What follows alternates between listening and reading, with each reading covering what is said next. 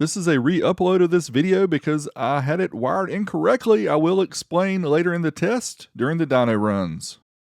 Is it possible the $60 Amazon 4-channel Class D amplifier is worth your hard-earned money? Let's take a closer look and we'll find out. Although Ocean Audio is not well known in the car audio industry, they are a brand that sells amplifiers on Amazon, including this 1200 watt Class D monoblock amplifier that we have shown in a previous video. Check links in the video description to see that one. At the time of this video, on their website, they had 3 different models, including 2 monoblocks and 1 4-channel amp. We decided to pick up the 4-channel model and take a closer look. It's always interesting to me to see an amplifier come in that's available exclusively online, and they have the box set up so it's like for a retail store or something. It has all the details, all the information on the box, like it would need to be set on a shelf, where it's really just, a picture they show online and send it to you. But nonetheless, let's take a closer look at what's inside of the box. First up, including the box, 2 high-level adapters for the front and rear channels, 4 mounting screws, and a single fuse. This is a 35 amp mini ATC style fuse. In addition, we have a limited warranty thank you from Ocean Audio in multiple languages. And also we have the manual, which covers the 1200.1 and the 90.4. We're going to get to the specifications here in a minute that show you what the amplifier is rated. And of course, you get an Ocean Audio sticker that you can put on your 1990 Geo Metro. This is not a Mickey Mouse program! Faux show. Let's move on to the amplifier. Take it out of the package here. Take a closer look. There you can see it, the size of my hand compared to the amp. Pretty small overall. And here's everything that's included in the box. Everything that you get for your hard-earned $60. And yeah, so overall it looks pretty good. But how does it perform? We'll have to find out later in the video. Now, this is available for around $60 on the Ocean Audio website. We will have a link to Amazon in the description below if you want to check it out. I'll also leave some alternative options just in case this is one that I do not recommend. Here you can see the brand name, also the model number here on the amplifier, and the 4x90 watts RMS they promise. In addition, they promise 4x60 at 4 ohms, 4x90 at 2 ohms, or bridge 2x180 at 4 ohms. This is a Class D 4-channel amplifier, pretty small overall. Let's take a closer look here at one end of the amplifier. You can see we have the variable adjustments here for the high pass and low pass filter. We have the switch for high pass, low pass, or full. And we also have a level control. Same things for channels 1 and 2 as well as 3 and 4. On the right side, we have the RCA inputs for channels 1 through 4 and also the high level inputs for channels 1 through 4.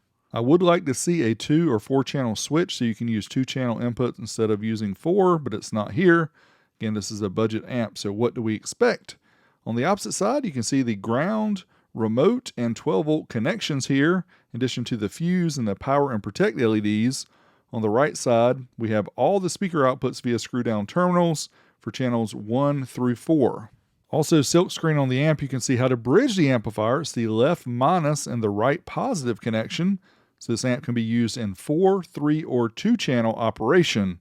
Again, overall the amp's pretty small. According to Ocean Audio, it's 6.5 inches long by 5.6 inches wide by 1.9 inches high. But when you account for the terminals on the end, it's really about 7 inches long. Now let's move on to the power output test using the amplifier dyno. But before we do that, some of you saw the original video where it showed I had the remote and the 12 volt connections reversed. That's right, thanks to Richard Hall and a lot of other people, we figured out that yes, I am a big dummy, and yes, I had it wired incorrectly, and it's quite amazing.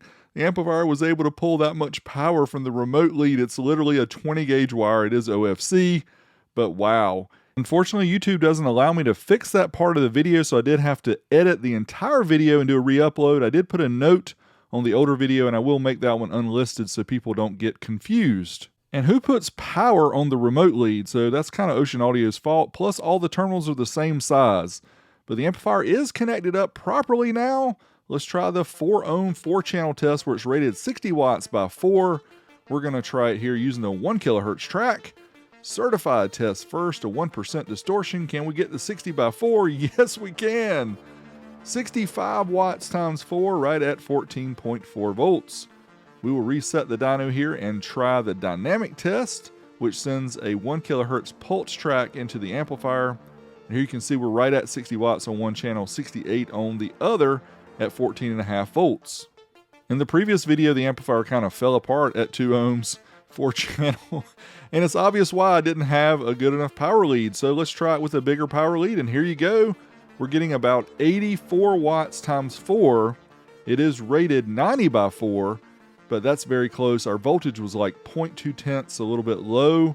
So right there at it. Dynamically, it is interesting that channel 2 put out quite a bit more than channel 1, but we did get the rated power right at 14.45. Next up, we're going to bridge the amplifier to the 2-channel mode. We do have the channels matched using the overlap function of the amplifier dyno. It's a DD1 Plus built in. We have it bridged with minus channel 1 plus channel 2, minus channel 3 plus channel 4. Here we go. Certified. It is rated 180 watts by 2, and look at this. We get right at it. If you average the two together, we get 180 watts by 2. So much better than what we got before, again, pulling all that power through a 20 gauge power lead. Let's try it uncertified up to clipping, see if we get any better. And it's virtually the same, right at 180 watts average, maybe at 181 at 14.26. Let's try that dynamic test. We're sending the dynamic pulse tone of 1 kilohertz into the amplifier. There you go, well over 200, and the channels are matched nicely here, 228 by 2 at 14.47. Very nice overall for a $65 amplifier. Here are all the results of all the different tests. 8 ohms included for 2 channels, which I did not show in the video. Overall, plus the efficiency numbers, not too bad. Got right at rated at all the tests. Now let's hook this 4-channel amp up in 3-channel mode, powering a subwoofer and bookshelf speaker, see how it sounds. All right, friends, we have the Ocean Audio 4-channel hooked up properly now with ground, remote, and 12-volt connected properly. We have it wired in 3-channel mode. We're going to try it here with the subwoofer as well as the ELAC bookshelf speakers. Let's see how it sounds.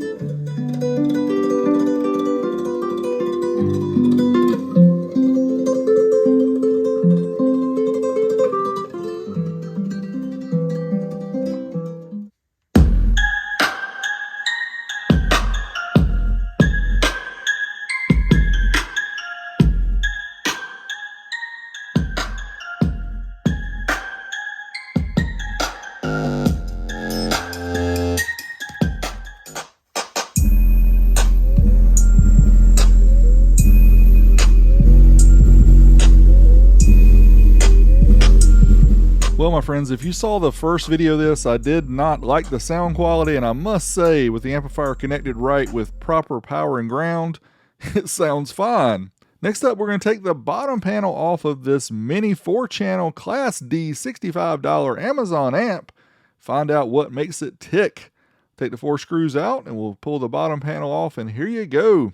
There's a daughter board, some capacitors, see a transformer, more capacitors, surface mount devices. This is the OAE 90.4. It appears to be Ocean Audio specific because it is there on the board. We have 25 volt, 2200 microfarad on the input, 35 volt, 1000 microfarad there on the rails. And yeah, typical Class D amplifier.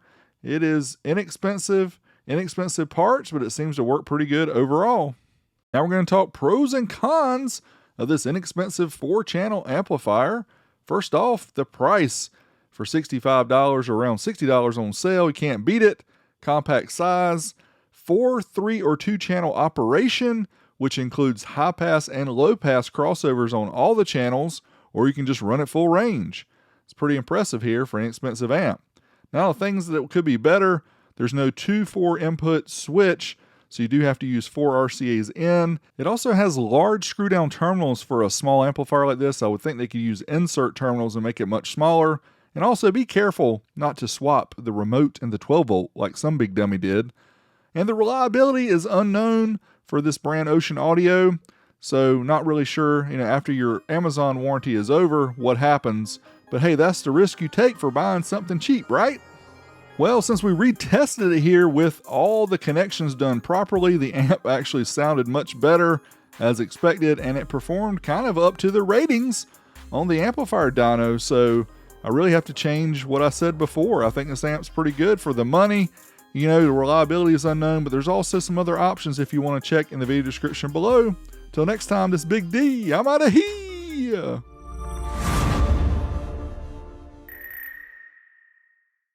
I did want to remind you guys I did screw up, and of course I did let everybody know as soon as possible on Facebook as well as YouTube, but I just wanted to take a minute to thank the people who kind of backed me up and said, hey, we're all human and we make mistakes, which is true, and I hate to do it because there's so many people that watch the videos, which I do appreciate, but if I make a mistake, I will always go back and correct it.